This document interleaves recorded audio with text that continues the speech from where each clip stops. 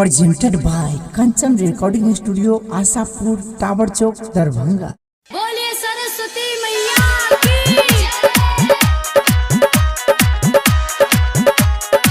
Presented by Kanchan Recording Studio, Asapur, Tower Chowk, Darbhanga. गे बहिना शारदे मैया एलखिन के हंस सवारी गे बहिना शारदे मैया एलखिन के हंस सवारी हंस सवारी गे बहिना हंस सवारी एलखिन सेवका के दुआरी के हंस सवारी गे बहिना शारदे मैया एलखिन के हंस सवारी डीजे सुमित सतीश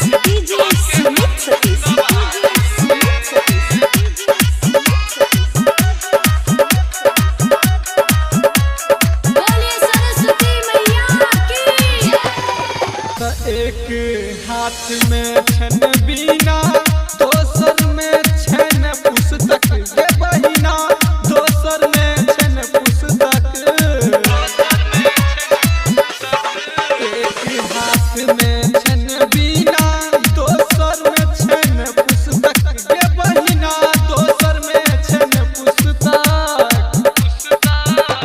तो लागई छथिन मैया दुलारी एलखिन हंस सवारी गे बहिना हंस के सवारी एलखिन मैया दुआरी गे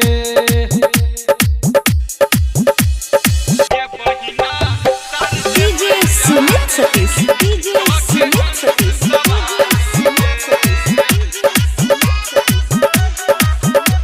Presented by Kanchan Recording Studio, Asapur, Tower Chowk, Darbhanga.